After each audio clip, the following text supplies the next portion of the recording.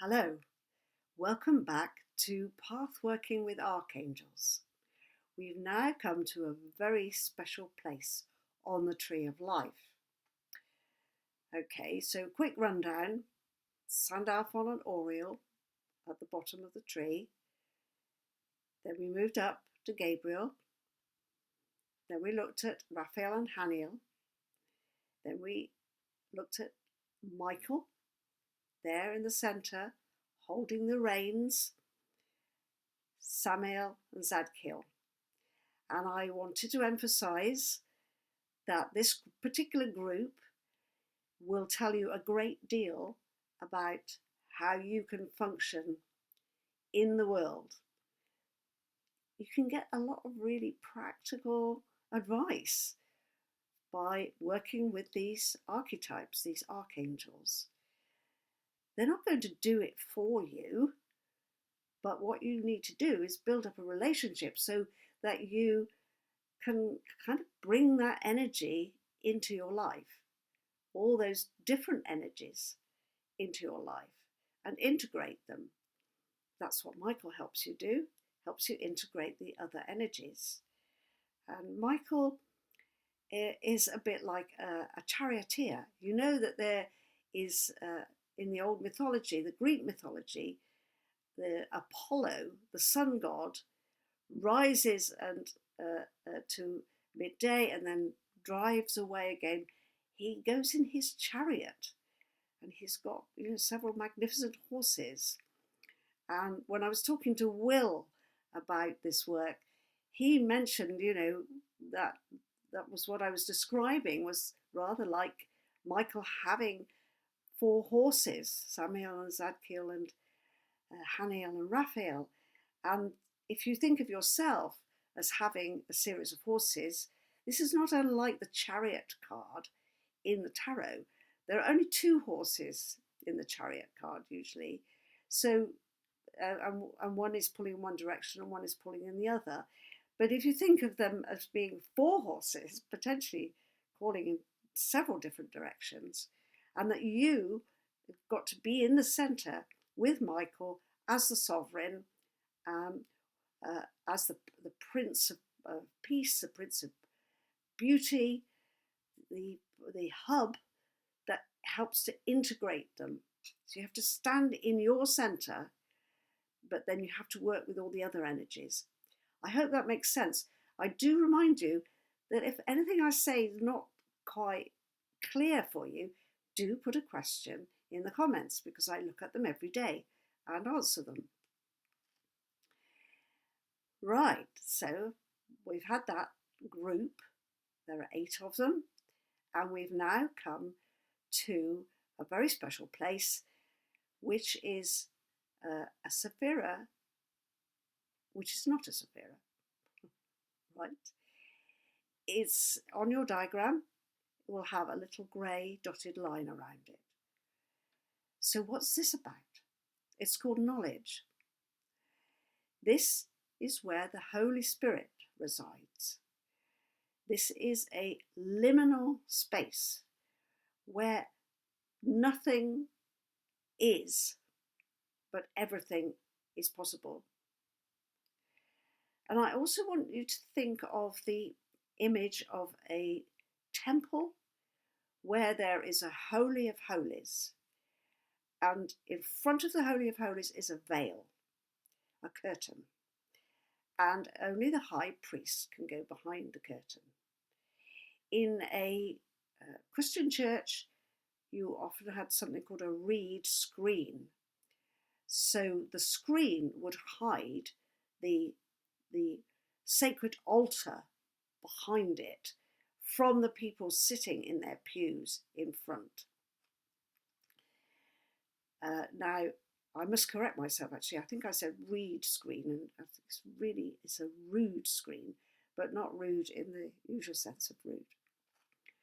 So we have this screen, we have this space between the lower part of the tree and the upper part of the tree. And in order to access these higher vibrations, which are called supernal, we need to go through this space, and that requires an element of surrender of the everyday control, the everyday practicalities of being who we are in the usual way. So naturally, when we meditate, we are going to that space. That is the goal of meditation, is to leave the other stuff behind, to step into the spiritual realm where there are no definitions of the usual kind. So now I'm going to do something which I haven't done before for the other archangels, but I'm going to read you from the angel script messages, because there are messages for all the archangels in here, but I very particularly want you to hear what is said about the Holy Spirit, which is described in the messages as an empty room. The Holy Spirit is an empty room where all is silent, perfect, and complete. It is an abyss into which we step in faith, knowing that the divine seeks only what is good for us. This room is veiled with a cloud of unknowing, but when we surrender to it, we shall know even as we are known. So this is like, now we see through a glass darkly, but then we see face to face. In the arms of the Holy Spirit, we abandon our daily selves and meet with our own greater self, in order that we may live our lives truly, according to the desire of the guiding principle of the true self. Often this loss will be accompanied by a great sadness.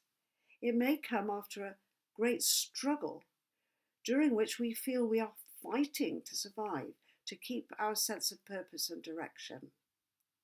But when the self abandons itself to the love of the Holy Spirit, what seems a loss becomes a prize beyond calculation, a golden gift of bliss and pure joy.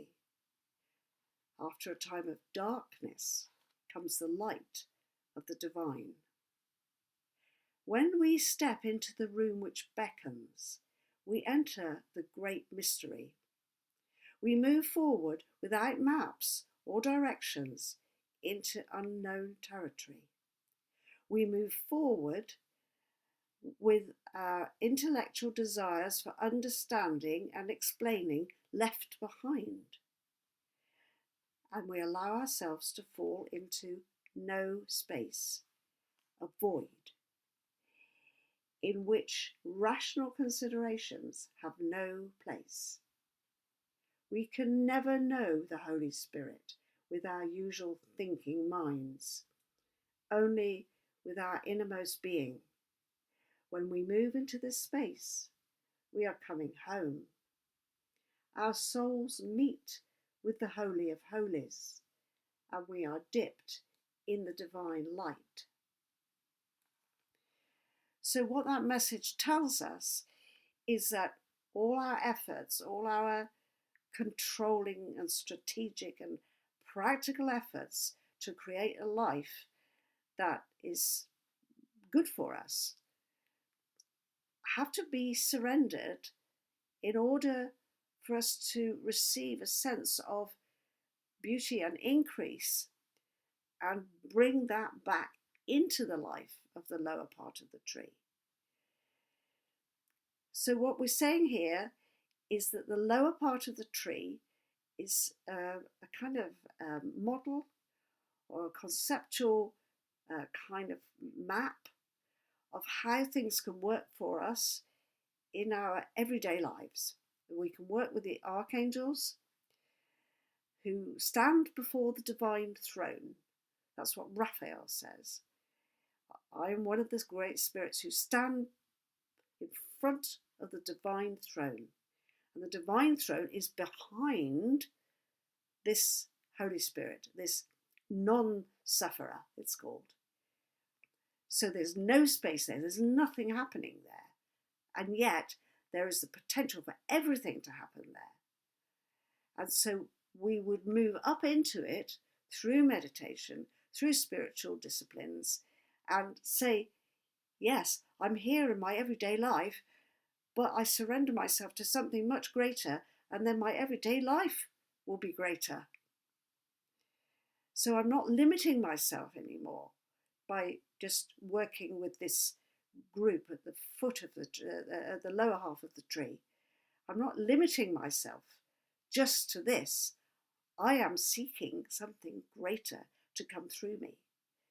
But unless I surrender at this point into no space and go into free fall to a certain extent, then, no, not to a certain extent, to a great extent, we go into a free fall of trust and willingness to be in the world sustained by something totally invisible that we have no rationality for at all.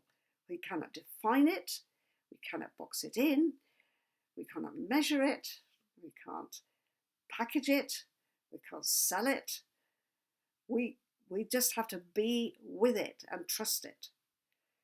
And it's by going through that liminal space, going through the veil, being willing to walk in the darkness and know that there will be light when we go through it. George Fox, I go through the ocean of darkness, I come to the ocean of light. And unless we go through that with abandon, with surrender, we will not meet the archangels of the supernal divine throne, the archangels at the top of the tree of life, where there are 3 more Sephirot and a group of 4 archangels to meet, who are of a different order altogether than the ones that we've been meeting below. I hope that that's allowed you to get some understanding of something which is actually beyond understanding, really. And we can only bring these concepts to it, these ideas that we're stepping through a veil or a cloud of unknowing. We have these metaphors in order to try and help us understand that state of being. But it's such a powerful thing to do. And that's why getting into a meditation practice empowers you, because it helps you go through that. And you will come back down to work in the earth plane with the archangels that we've already met. But this is a challenge to you now, to find the route through to meet the archangels of true, extraordinary divinity above this place, above the Holy Spirit, which is keeping you below it unless you open yourself up to it. Be joyful, and before long I will come back to talk to you about those other archangels. Goodbye for now.